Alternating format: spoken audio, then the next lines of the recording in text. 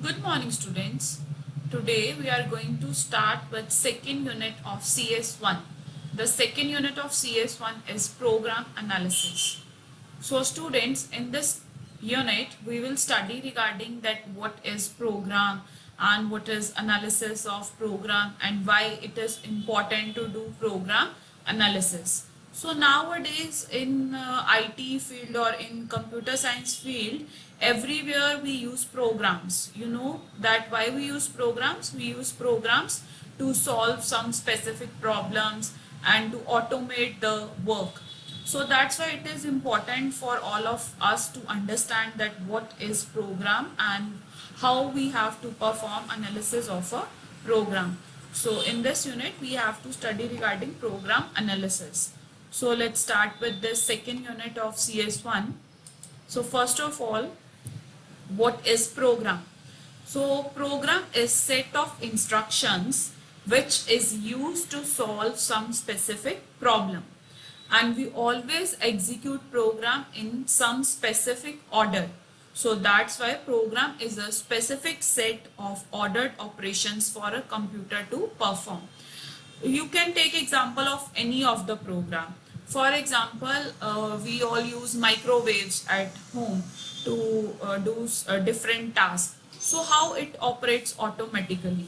So this is so how the microwave performs built-in tasks, that if we want to microwave for 10 minutes, we can set the timer to 10 minutes. If we want to if we want to use grill for 5 minutes, we can set the time to 5 minutes. How it works? It is just because of programming, because they have set the programming, they have do the programming and they have saved that part inside the device and they perform accordingly. So program is set of instructions in a specific order. And why we use program? We use program to solve some specific problems. So students, you must have heard that nowadays it is very important to learn programming languages, and world is switching to IT or IT enabled services. Why they are switching to that things? The reason is we can solve all the problems in a single step. How in a single step? Just with the help of the program. We can design a program for a specific problem. Then after the program is developed, then we just have to just perform single click on that part to perform operation. So WhatsApp is another example of a type of program. So what is WhatsApp? Nowadays we all use WhatsApp to communicate with friends and relatives and to chat. Even we can do audio calls, video calls. So what is this? So WhatsApp is basically a app. This is an application which is developed by using different programs. So once it is developed, then anyone can use it to perform different type of task and to solve some specific problems. So that is program. Next is program gives the computer and the user the ability to perform specific tasks. Students, computer has no mind of its own. It operates on human mind. So whatever task we want to done from the computer, or whatever task we want that computer perform, we have to give instructions to the computer. Then computer performs according to our instructions only. So this is very important that we have to design the program whenever we want any task to be automated. So program always gives the computer and the ability to the user to perform specific tasks. So this is the brief introduction regarding the program. So why I have given the brief introduction regarding the program? Because in this unit we have to study program analysis. So it is very important to understand that first of all what is program. Now let's move to next part. What is program analysis? How we have to analyze the program? So in terms of computer science, program analysis is the process of automatically analyze the behavior of the computer programs. Behavior like correctness of the program, robustness of the program, safety of the program, and performance of the program. So once we have developed the program, so it is very important to analyze the program, that whether it is fulfilling the need of the user or not. So that's why we have to analyze the program.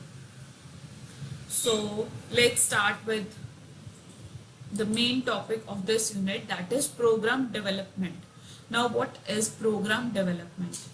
So as the name of the term is program development. Program development means we have to develop the program. Development of program means you have to design the program. So students, it is not easy to design a program. So there are lots of stages and lots of steps which are used to develop a full-fledged program. So in this unit we have to study all the different stages, that what type of stages are required whenever we have to develop any program. So these are basic steps whenever any industry or any individual develop a program, they have to go through all these steps. So we also call it as program development life cycle. Why we call it as program development life cycle? Because for example, in human, let's talk about our life. In our life cycle, we have different stages like child, then teenage. So we have different stages like teens, then 30s, then 40s, 50s, 60s, and so on. And every individual has to go through all these phases of different phases of life. So similarly, whenever we have to develop a program, every program must goes through all these basic steps. So that's why we call it as program development life cycle. So what is program development life cycle? It is a systematic way of developing a quality software. Whenever we have to develop a quality software. So students, while developing a software, it is very important that we must know that why we are developing the software, what type of problem is there, what type of problem we want to solve with the development of the software, and what type of services the client requires for which for whom we are developing the software. So these are very basic terms. So all these things comes under program development life cycle. So it provides an organized plan. So it provides an organized plan for breaking down the task of program development into manageable chunks, each of which must be successfully completed before moving on to the next phase. So in the program development life cycle, we have different phases, and we have to move to the next phase only when we have completed the previous phase full-fledged. When after completing the previous phase, only then we can move to the next phase. We cannot skip any phase of this cycle. So for example, if a human has to goes to 30s, then they must have to pass their teens, then only they can move to 30s. Then after 30s, after completing the 30s, they can move to 40s. So similarly, in program development, we cannot move to any phase without completing the without the completion of the any phase. So program development is essentially a roadmap. It is an action plan which provides the guidance needed to develop and build effective programs. So this is very important step even when you go for higher studies.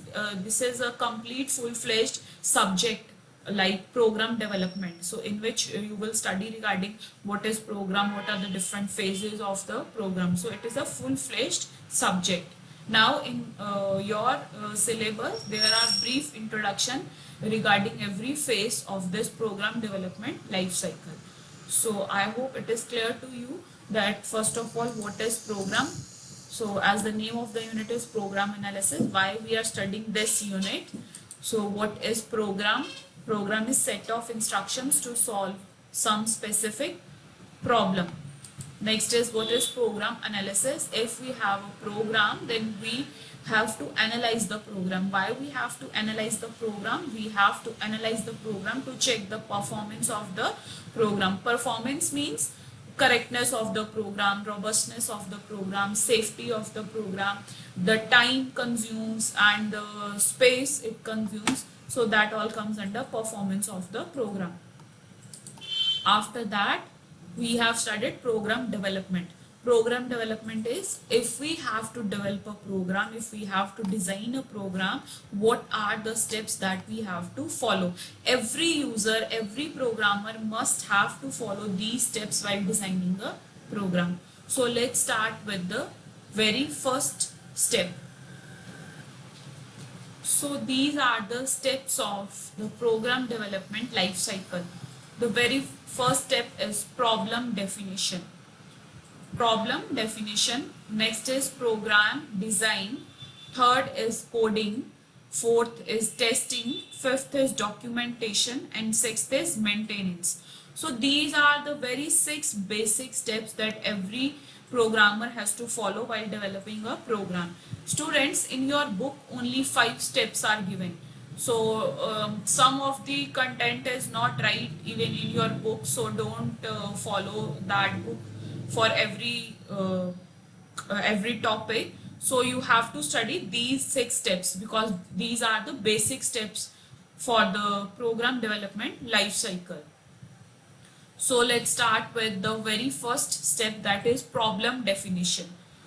So what is problem definition and why this step? And students, make sure that you have to write all these steps in this proper sequence because it is a sequence and everyone has to follow this sequence because this is the first phase, this is the second phase. You can move to second phase only after the completion of the first phase. And for example, this is the last phase, 6th phase is the last phase. You can move to 6th phase only after the completion of the first 5 phases. So you have to write all these steps in serial order. So let's start with the very first phase, that is problem definition. So what is problem definition? Why we have given this phase as the first phase? So whenever anyone has to develop software, for example, we are developing a software for a client, and whenever we have to develop a software, we first need to understand the problem of the client, that what is the problem of the client, what are the solutions that client require, and why client has a need to develop the software, why they want to use software. So that's why the very first step is problem definition. You have to understand the problem clearly, otherwise you won't be able to design the software. So the first step in the process of the program development is thorough understanding and identification of the problem for which is the program and software is to be developed. So it is very important step. Every phase has different importance, but this is very important step because if problem is not clear to you, you won't be able to design the software accordingly. So if we are unable to design the software according to the problem, then it is of no use to the client. So we have to understand the problem clearly. So in this step, the problem has to be defined formally. You do not have to deal with any informal way. Everything will be done in formal way. So all the factors, you have to consider different factors like input, output, what are the inputs and outputs of the user or the client, processing requirements, memory requirements, error handling, interfacing with other programs have to be taken into the consideration in this stage, that is problem definition. Now I want to discuss one real life example of problem definition, why this step is very important.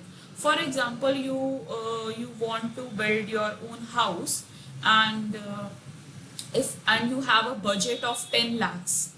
You have a budget of 10 lakhs and you want to build a house. Now what you will do?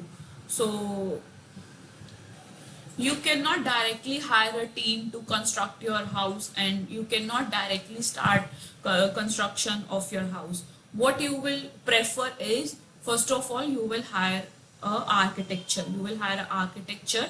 Then architecture will ask some questions that what is your requirement, what is your budget. Then architecture will give you some plan according to your budget, according to your requirement. Like for example, you require 2 BHK, you require a house with 2 BHK, and and you have a budget of 10 lakhs. Then architecture will give you plan which will be almost approximately to 10 to 12 lakhs, and with that much area, how much area they will cover. So they will give you entire description. So architecture will not be able to give you any result without knowing your requirements and your budget. So that's why whenever we have to design a software, programmer cannot design a program without knowing the problem of client. So that's why this step is very important. So this is the first step of program development life cycle. Now next step is program design. So after the completion of the first phase, once you have understand the problem, that why the client requires software and what you have to do, once you have complete understanding, or once you have understand that what is the problem, now you will move to next step. The next step is program design. So at the next step you have to design the program. Designing means you the software developer make use of different tools to design the softwares. Like you have to develop algorithms and you have to develop flow charts regarding the problem of the client. So algorithms and flow chart provides us way that how we can explain the problem in a pictorial way, that is in the form of the pictures. You also have this topic in detail, that is what is algorithm and flowchart. So I will explain you in detail in that topic. So here I want to give you some brief introduction. So program design is, here we have to prepare the design of the program, that what will be the design of the program. And for designing purpose we make use of algorithms and flowchart. Algorithm is we have to write the steps, and flowchart is we have to represent the problem in pictorial way, so that we can show that design to the client, and then if the client says he is okay with that design, then we can move to next step. So it is same like when architecture gives you a plan with as in the form of drawings. So this is the second phase of program development life cycle. Now let's move to third phase of program development life cycle, that is coding. So coding is the third phase. So once we have completed with problem definition and designing part, so designing part is also very important part of this phase, because the coding is directly based on the design of the program. We can make changes in design, but we cannot make changes in coding.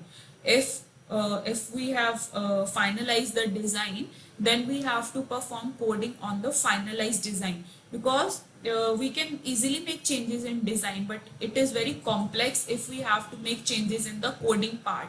So if you want to make any change, so you can make changes at the second phase, that is designing phase. So once we are sure that you have to